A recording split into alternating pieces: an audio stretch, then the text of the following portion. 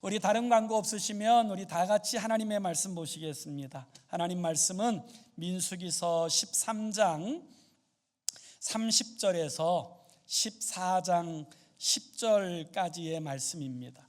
민수기서 13장 30절에서 14장 10절, 우리 다 찾으셔서 함께 같이 읽도록 하겠습니다. 시작. 갈렙이 모세 앞에서 백성을 조용하게 하고 이르되 우리가 곧 올라가서 그 땅을 취하자 능히 이기리라 하나, 그와 함께 올라갔던 사람들은 이르되 우리는 능히 올라가서 그 백성을 치지 못하리라. 그들은 우리보다 강하니라 하고 이스라엘 자손 앞에서 그 정탐한 땅을 악평하여 이르되 우리가 두루 다니며 정탐한 땅은 그 거주민을 삼키는 땅이요 거기서 본 모든 백성은 신장이 장대한 자들이며 거기서 네피림 후손인 아낙 자손의 거인들을 보았나니 우리는 스스로 보기에도 메뚜기 같으니 그들이 보기에도 그와 같았을 것이니라. 온 회중이 소리를 높여 부르짖으며 백성이 밤새도록 통곡하였더라. 이스라엘 자손이 다 모세와 아론을 원망하며 온 회중이 그들에게 이르되 우리가 애굽 땅에서 죽었거나 이 광야에서 죽었으면 좋았을 것을 어찌하여 여호와가 우리를 그 땅으로 인도하여 칼에 쓰러지게 하려 하는가. 우리 처자가 사로잡히리니 애굽으로 돌아가는 것이 낫지 아니하랴.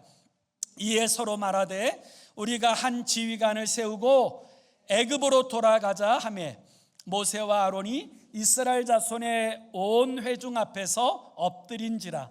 그 땅을 정탐한 자 중 눈의 아들 여호수아와 여분네의 아들 갈렙이 자기들의 옷을 찢고 이스라엘 자손의 온 회중에게 말하여 이르되 우리가 두루 다니며 정탐한 땅은 심히 아름다운 땅이라. 여호와께서 우리를 기뻐하시면 우리를 그 땅으로 인도하여 들이시고 그 땅을 우리에게 주시리라. 이는 과연 젖과 꿀이 흐르는 땅이니라. 다만 여호와를 거역하지는 말라. 또 그 땅 백성을 두려워하지 말라. 그들은 우리의 먹이라. 그들의 보호자는 그들에게서 떠났고 여호와는 우리와 함께 하시느니라. 그들을 두려워하지 말라 하나 온 회중이 그들을 돌로 치려 하는데 그때에 여호와의 영광이 회막에서 이스라엘 모든 자손에게 나타나시니라. 아멘.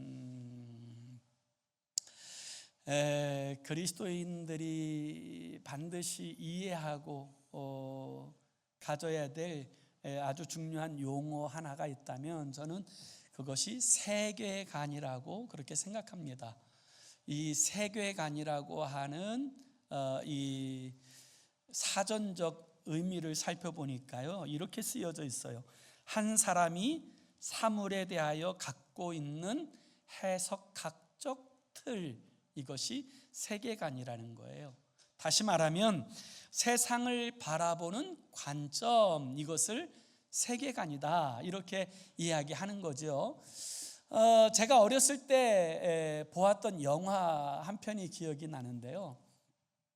제가 어렸을 때 보았던 영화 중에 고교 얄개라고 하는 영화가 있어요. 그때는 그 얄개 시리즈라고 해서 영화가 제법 많이 나왔었는데, 이 고교 얄개라고 하는 이 영화를 보면 그 김승현 씨가 주인공이었던 것 같은데, 그 고교 얄개가 수업 시간에 수업은 안 듣고 이제 엎드려서 잠을 잡니다.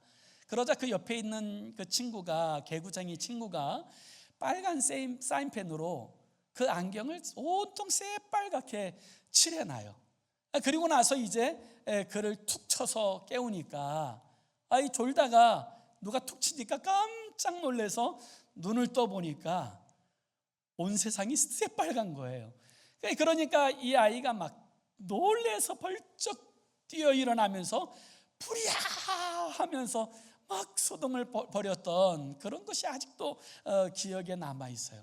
이게 세계관이에요. 안경과 같이 파란색 안경을 끼면 세상 모든 것이 파랗게 보이고, 빨간색 안경을 끼면 세상 모든 것이 빨갛게 보이는 것처럼 세상을 바라보는 관점, 이것을 바로 세계관이다, 이렇게 이야기하는 거죠. 그리고 그 어떤 세계관을 가지고 있느냐에 따라서 그가 바라보는 것이 해석되어진다라고 이야기할 수 있는 것입니다. 오늘 우리가 읽은 이 본문의 말씀의 내용은 이스라엘 백성들이 출애굽의 여정에 있을 때 일어난 일이에요. 하나님의 놀라운 은혜와 역사를 통해서 이스라엘 백성들이 애굽에서 노예살이 하다가 하나님의 은혜로 구원받아서 홍해 바다를 마른 땅처럼 건넜습니다. 그리고 이 광야로 나아가게 됐는데, 물 하나 없는 광야에서 하나님께서 반석을 깨트려 생수를 내시고, 그리고 먹을 것 없는 그 메마른 땅에서 하나님께서 아침마다 만나를 내려주셔서 그들의 일용할 양식을 다 채워주셨어요. 심지어 하나님께서는 그들이 입고 나온 옷이 헤어지지 않고 자신들이 신고 나온 신발이 헤어지지 않도록 세심하게 그렇게 섭리하시고 역사하여 주셨습니다. 그리고 그들이 뜨거울까 봐 낮에는 구름 기둥으로 함께 하시고 밤에는 불 기둥으로 함께 하셔서 그들의 삶을 지키시고 보호하시고 인도하심 가운데 드디어 이스라엘 백성들이 자신에게 기업으로 주시겠다고 약속하신 가나안 땅 지척에 도착합니다. 가나안 땅 지척에 도착을 해요. 그리고 이제 그 지척에 도착하여서 그곳에서 가데스라고 하는 이 지역에서 모세는 이 12지파를 대표하는 12명의 정탐꾼들을 이 가나안 땅에 40일 동안 정탐하라고 보냅니다. 그래서 이 각 지파를 대표하는 가장 중요한 일꾼들 40명, 이제 12명이 40일 동안 가나안 땅의 지형도 살피고 성이 얼마나 있는지, 사람들은 어떻게 사는지, 그곳에서는 어떤 과일과 음식이 나는지, 이 모든 것을 40일 동안 다 함께 다니면서 정탐하고 다시금 바란 광야인 이 가데스에 돌아왔어요. 그리고 나서 그들이 모인 모든 이스라엘 백성들 앞에 보고를 하게 되는데, 놀랍게도 40일 동안 함께 붙어 다니고 동일한 것을 보고 동일한 것을 경험했던 사람들이 완전히 두 개의 관점으로 나누어서 이야기하는 거예요. 한 부류의 사람들은 우리는 절대로 그 땅에 들어갈 수 없다. 왜냐하면 그 땅의 사람들 대부분이 기골이 장대하고 또 성곽은 견고하고 또 그곳에서 우리가 아낙 자손 거인족 사람들을 만났는데 그 사람들이 우리를 볼 때 우리는 메뚜기처럼 보였을 것이다. 그러니 우리는 절대로 그곳에 들어갈 수 없다. 이런 보고를 하게 되니까 그 보고를 들었던 이스라엘 모든 사람들이 밤새도록 울고 통곡했다는 거예요. 반면에 여호수아와 갈렙은 이렇게 이야기합니다.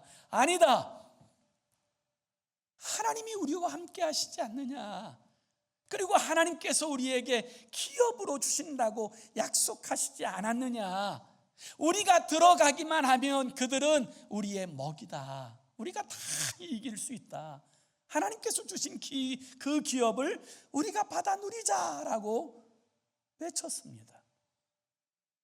그 이야기를 듣고 이스라엘 사람들이 오히려 그들을 향하여 돌을 들게 되었을 때 하나님의 영광이 그 회중 가운데 나타나게 되었다라고 오늘 성경은 그렇게 말씀하고 있어요.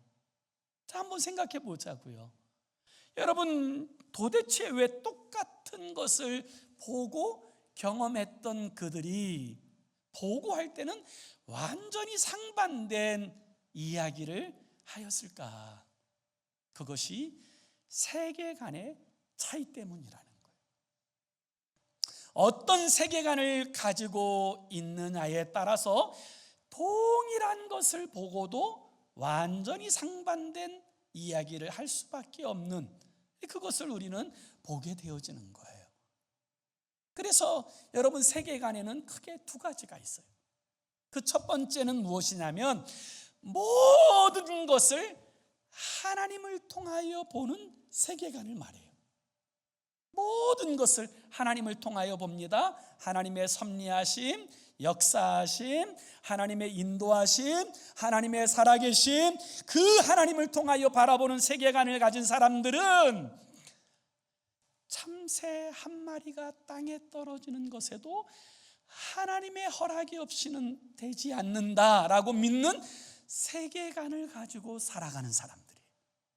그런 세계관을 가진 사람들을 신본주의적 세계관이라고 말하는 거예요. 그리고 또 다른 하나는 모든 것을 자연과 현상을 통해서 보는 세계관이에요. 이를 세속주의적 세계관 혹은 인본주의적 세계관이라고 이야기하는 거예요.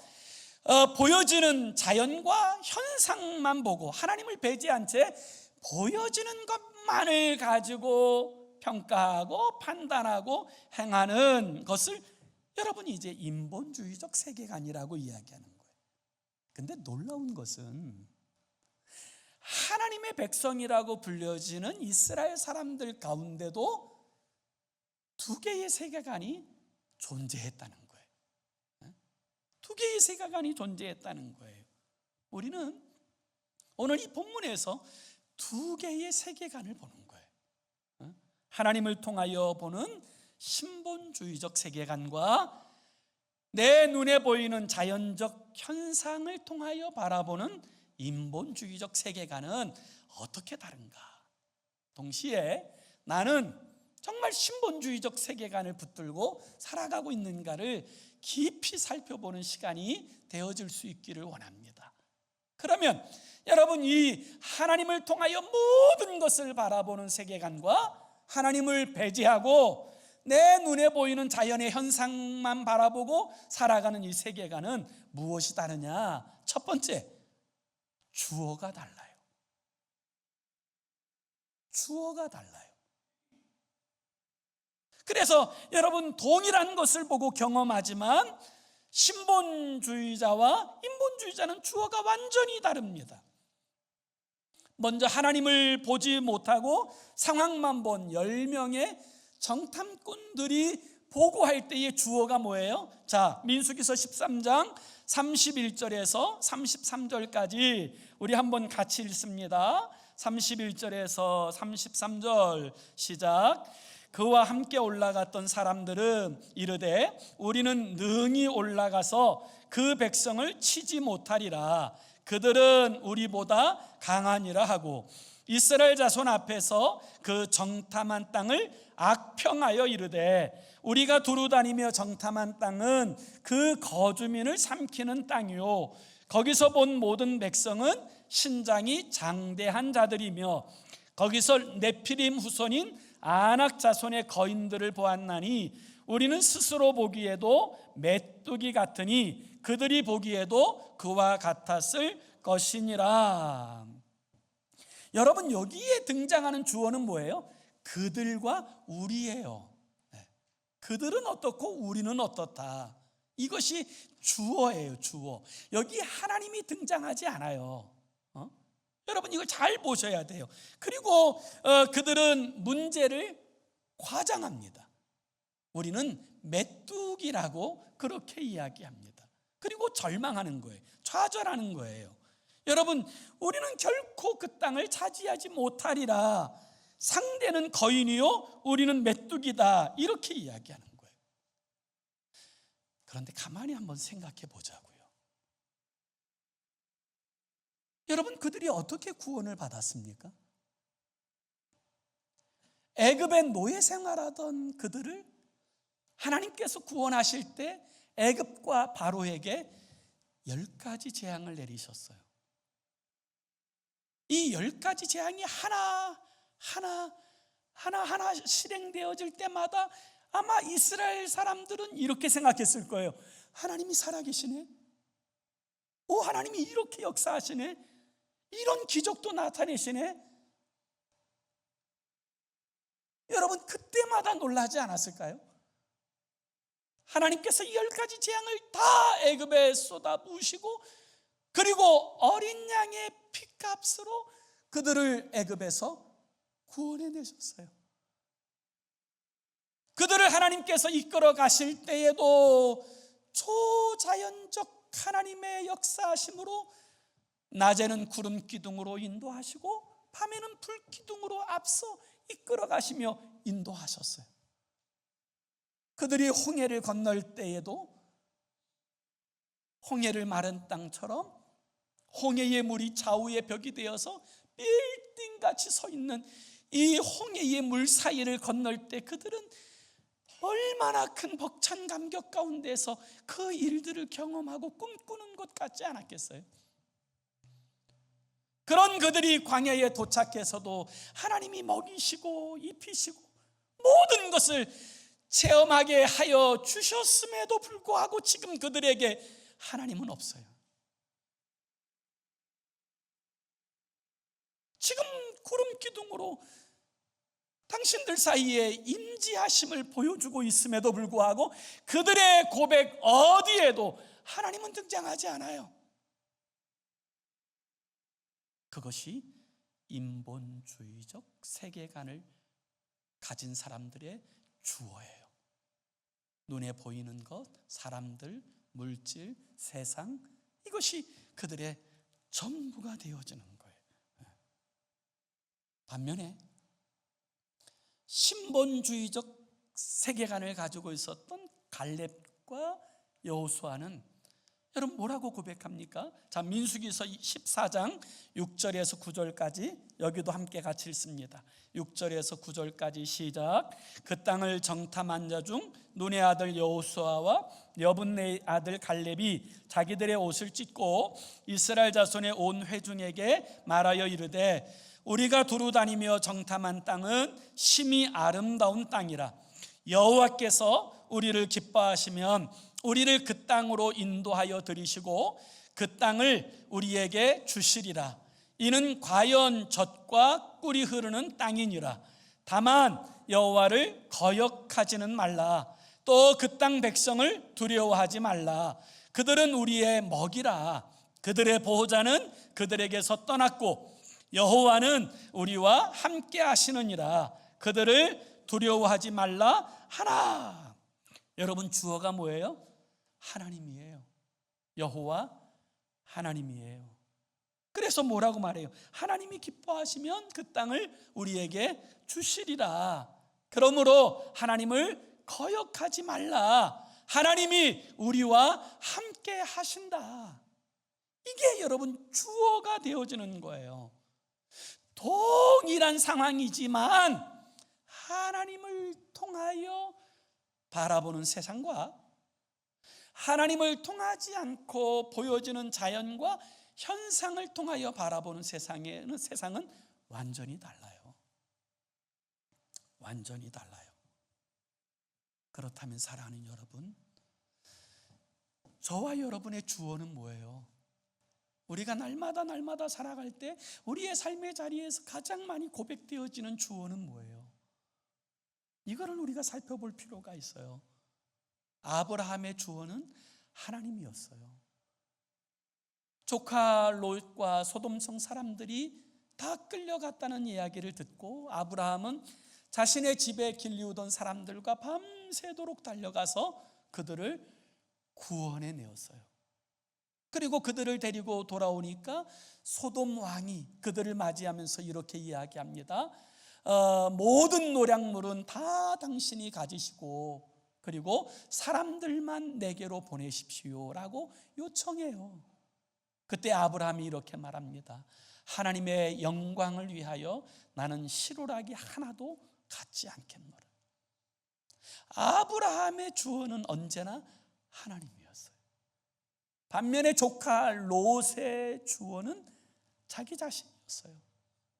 하나님의 뜻이 무엇인지는 묻지도 않고 자기를 위하여 요단과 소돔을 택하여 소돔성에 들어가서 멸망하고 말았던 거예요. 야곱의 주어는 하나님이었어요. 하나님의 은혜를 얼마나 사모하고 하나님이 주실 복을 얼마나 사모했는지 생명을 걸었어요. 반면에 쌍둥이지만 그 형 에서의 주어는 자기 자신이었어요.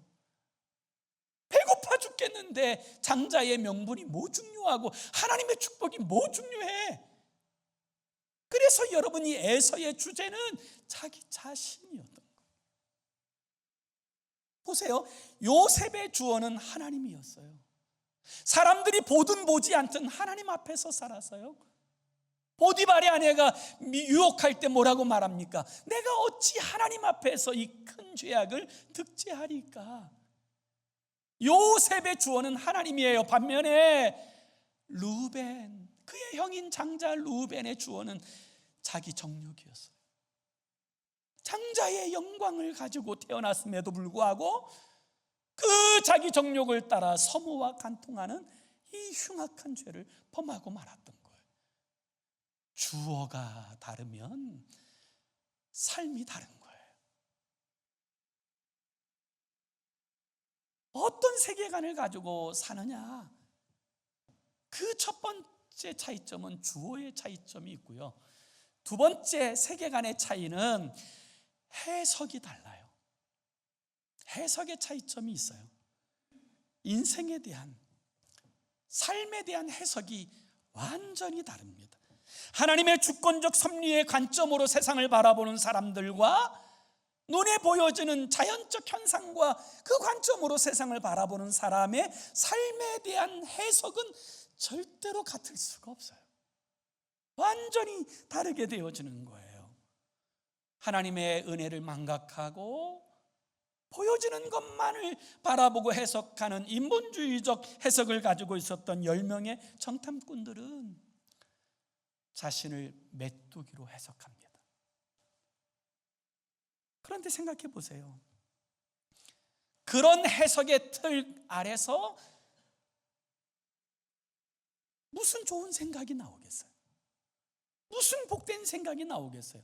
나는 메뚜기다. 저들은 거인이고 나는 메뚜기다. 그 생각의 틀 아래서 살아가게 될 때 그들이 할 수 있는 것은 아무것도 없어요. 그래서 안 된다, 못한다, 할 수 없다, 불가능하다, 이렇게 말하는 거예요. 끝났다, 별로 소망이 밝지 않다, 힘들다, 자포자기하는 거예요. 그러니까 노예 생활로 돌아가자고 이야기하는 거 아니에요? 그런데 하나님의 관점으로 바라보는 사람의 해석은 완전히 달라요. 하나님이 우리와 함께 하시는데 못할 게 뭐가 있냐? 하나님의 약속 붙들고 살아가면 되는 것이지 뭐 두려울 것이 무엇이냐? 여러분, 이런 해석의 틀을 가지고 살아가는 거예요. 그렇기 때문에 할 수 있다, 하면 된다, 해보자, 여러분 믿음으로 살아가는 거예요. 이게 완전히 다른 해석을 갖는 거예요.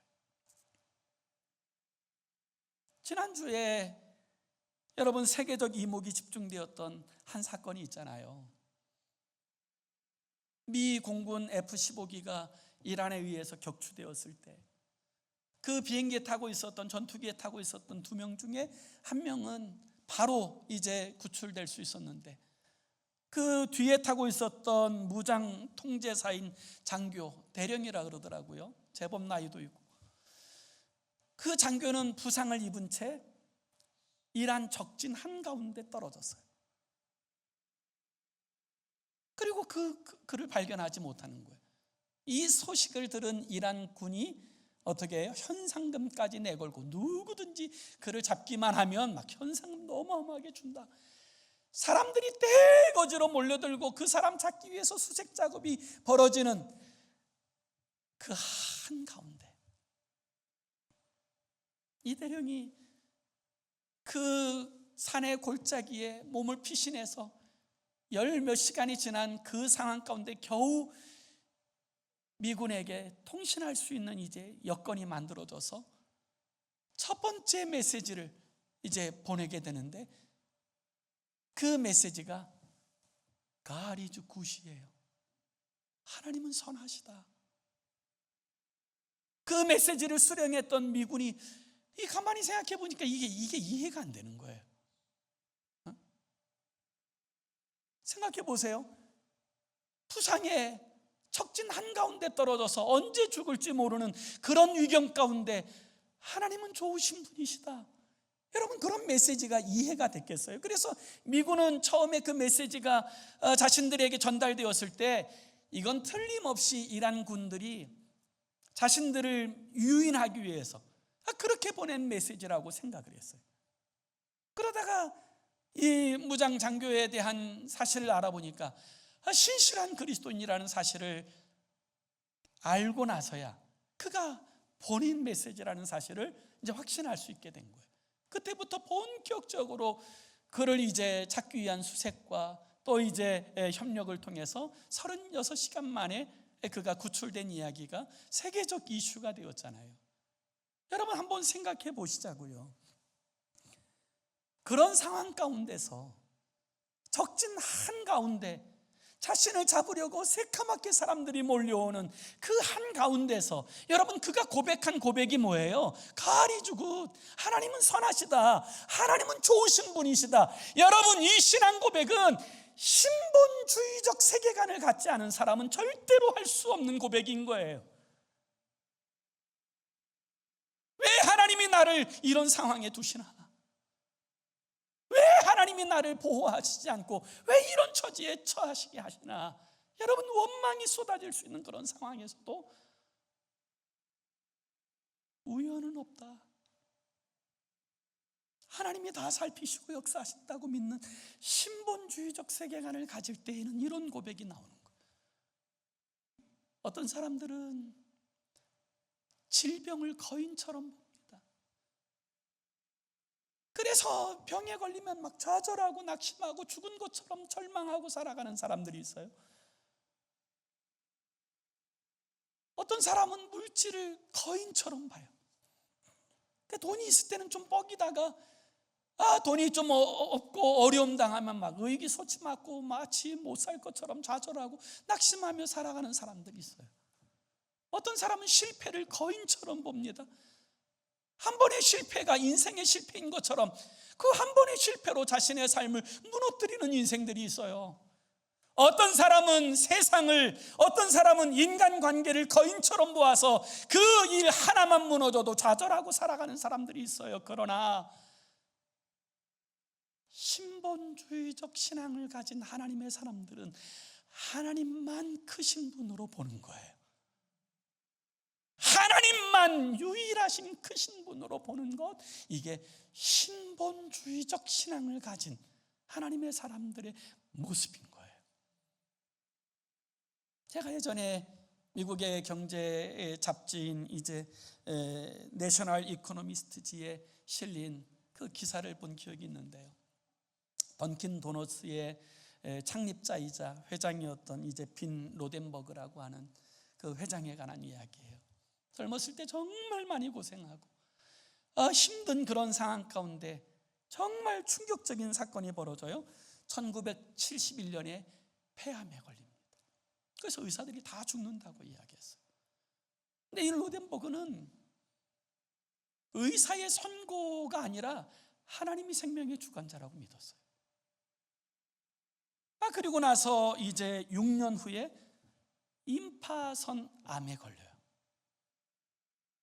그러다가 1990년도에 고환암 말기라는 판정을 받았지만 그는 생명의 주권은 하나님께 있다라고 믿고 고백하고 그 믿음으로 살게 되었을 때 85세까지 건강하게 살아 있었어요. 사랑하는 여러분, 어떤 세계관을 가지고 있느냐에 따라서 삶에 대한 해석이 달라지는 거예요. 상황에 대한 해석이 달라지는 거예요. 사람에 대한 해석이 달라지고요, 교회에 대한 해석이 달라지는 거예요. 어떤 사람들은 교회를 그저 사람들의 모임 정도로만 여기지만 어떤 사람들은 교회를 그리스도의 몸이요 하나님의 집으로 여겨요. 해석, 보는 세계관에 따라서 해석이 다 달라지는 거예요. 사랑하는 성도 여러분, 하나님께서 우리에게 허락하신 가정과 교회는 이 세상에서 가장 영광스러운 공동체인 줄로 믿습니다. 가장 복되게 소중하게 여겨야 돼요. 세계관의 차이 세 번째는요, 결과가 달라요. 어떤 세계관을 가지고 사느냐에 따라 결과가 완전히 달라요. 하나님의 역사와 은혜를 체험하고도 하나님 없는 사람처럼 눈에 보이는 것만을 전부로 여기고 살아가는 사람들에게 하나님이 뭐라고 말씀하세요? 민수기 14장 22절에서 23절을 한번 보세요. 22절에서 23절 우리 함께 같이 읽습니다. 시작. 내 영광과 애굽과 광야에서 행한 내 이적을 보고서도 이같이 10번이나 나를 시험하고 내 목소리를 청종하지 아니한 그 사람들은 내가 그들의 조상들에게 맹세한 땅을 결단코 보지 못할 것이요 또 나를 멸시하는 사람은 한 사람도 그것을 보지 못하리라. 하나님의 약속의 기업을 결코 얻지 못할 것이라고 말씀하시는 거예요. 반면에 여러분, 이 신본주의 세계관을 가지고 하나님의 그 역사를 신뢰하고 믿는 사람들에게 뭐라고 말씀하세요? 24절도 함께 읽습니다. 시작. 그러나 내 종 갈렙은 그 마음이 그들과 달라서 나를 온전히 따랐은즉 그가 갔던 땅으로 내가 그를 인도하여 드리리니 그의 자손이 그 땅을 차지하리라. 약속의 땅에 들어가 기업을 얻는 복을 받는다는 거예요.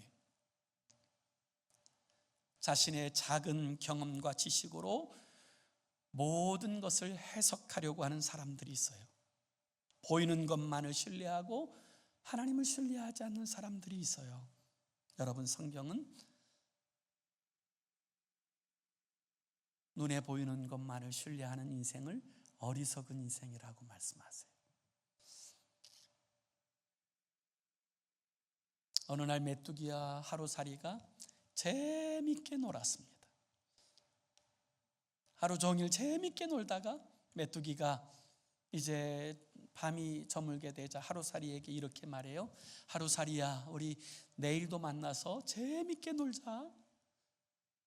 그러자 하루살이가 묻습니다. 내일이 뭔데? 메뚜기는 그에게 잘 설명해 주었어요. 어두운 밤이 다 지나고 밝은 해가 뜨면 그게 내일이야. 하루살이는 그 이야기는 들었지만 이해할 수가 없었어요. 얼마 후 메뚜기는 개구리와 신나게 놀았습니다. 재밌고 신나게 여러 날을 놀다가 겨울이 다가오자 개구리가 메뚜기에게 이렇게 이야기합니다. 메뚜기야, 우리 내년에도 만나서 재밌게 놀자. 메뚜기가 개구리에게 물어요. 내년이 뭔데? 개구리가 이야기합니다. 이 추운 겨울이 지나고 따뜻한 봄이 오면 그게 내년이야. 메뚜기는 개구리의 이야기를 들었지만 이해할 수는 없었어요. 신본주의적 세계관은 거듭나야 이해할 수가 있어요. 부활하신 주님을 만나고 그 영이, 그 심령이, 그 삶이 거듭나야 이해할 수 있어요. 눈이 열릴 수 있어요. 그리고 그때부터 그런 무엇을 바라보든지 하나님의 시각을 통하여 그 사건과 그 현상과 그 사람들과 가정과 교회와 이웃들을 바라보고 살아가는 인생이 되어질 수 있는 거예요. 엠마오로 내려가던 두 제자는 예수님의 십자가는 경험했지만 그 의미와 영광을 알지 못한 채 내려갔어요. 그러나 주님께서 말씀을 풀어주실 때, 그리고 부활하신 주님을 만나게 되었을 때 비로소 그의 영의 눈이 열리게 되었고 그는 완전히 다른 삶을 살게 되어졌어요. 사랑하는 성도 여러분, 오늘 우리의 영의 눈은 열려 있습니까? 혹시 어두워졌다면, 처음에는 그렇게 영적으로 반짝거리며 살았지만 시간이 지나는 동안에 무뎌지고 어두워졌다면 여러분 다시 돌이키셔야 합니다. 다시금 모든 것을 하나님을 통하여 바라보는 신본주의적 세계관으로 회복하셔서 하나님의 영광을 위하여 살아내는 저와 여러분의 삶이 되기를 예수의 이름으로 축원합니다. 기도합시다. 우리 함께 같이 기도하기 원하는데요, 이렇게 기도했으면 좋겠어요. 주님, 나의 영의 눈을 열어주소서. 그리하여 신본주의 세계관으로 살게 하시고 모든 것을 하나님을 통하여 바라보고 해석하는 우리의 삶이 되게 해달라고 그렇게 기도했으면 좋겠어요. 똑같은 것을 보았습니다. 40일을 똑같은 것을 먹고 똑같은 것을 보고 똑같은 것을 경험했지만 완전히 다른 해석, 주어가 완전히 달랐어요. 오늘 우리도 그렇습니다. 우리는 어떤 세계관을 가지고 세상을 바라보고 있습니까? 하나님의 백성이라고 불려지면서도 신본주의적 세계관을 가진 사람이 있었고 인본주의적 세계관을 가진 사람들이 있었어요. 지금 그들 가운데는 불기둥이 함께하고 있음에도 불구하고, 하나님의 손길로 그들이 먹고 마시고 살고 있음에도 불구하고 하나님은 기억하지 않고 단지 눈에 보이는 것만을 전부로 여기고 살아가는 그런 사람들이 있어요. 하나님 아버지, 어두워진 우리의 눈을 열어주시고 무뎌진 우리의 심령을 새롭게 하여 주셔서 아버지 신본주의적 세계관을 다시금 회복하게 하시고 믿음으로 살아가고 소망을 말하며 하나님의 영광을 나타내는 주의 사람이 되게 해달라고 우리 함께 합심으로 기도하겠습니다. 살아계신 하나님 아버지, 주님께서 우리를 사랑하셔서 하나님 놀라운 그 은혜로 구원하시고 영광스러운 하나님의 자녀 삼으신 은혜를 진심으로 감사합니다. 우리가 구원받은 이 은혜가 무엇인지, 하나님께서 어떻게 우리를 구원하셨고 어떻게 우리를 인도하여 주셨고 어떻게 우리로 살게 하여 주셨는지를 우리가 알기만 한다면 아버지 하나님, 우리는 하나님을 통하여 모든 것을 바라보아야 합니다. 아버지 하나님의 살아계심과 하나님의 역사와 하나님의 섭리와 하나님께서 주장하시는 그 모든 일들을 볼 수 있는 영적인 눈을 열어주셔서 하나님 아버지, 우리로 하여금 우리가 우리의 연약함을 볼 때에도, 아버지 문제를 볼 때에도, 아버지 사건을 경험할 때에도 아버지 하나님의 시각으로 보게 하여 주시고 해석하게 하시고 믿음으로 선포하며 살아가는 우리의 삶이 되도록 주여 역사하시고 인도하여 주시옵소서. 살아계신 하나님 아버지, 하나님의 백성으로 불려졌던 이스라엘 백성들조차도 아버지 하나님의 그 시각으로 바라보지 못하는 사람들이 대다수였습니다. 아버지, 오늘 우리 이 시대에 우리의 영의 눈은 열려져 있는지, 정말 우리의 세계관은 신본주의적 세계관 가운데서 행하여 살아가고 있는지 돌아보게 하여 주셔서 우리의 어두워진 눈을 열어주시고 무뎌진 우리의 심령을 새롭게 하여 주시고 아버지 하나님, 신본주의적 세계관을 가지고 우리의 가정과 교회와 이웃들과 우리의 삶에 경험되고 있는 문제들을 해석하며 주의 뜻을 이루어내는 복의 사람들이 되게 하여 주시옵소서. 예수 그리스도의 이름으로 기도하옵나이다. 아멘.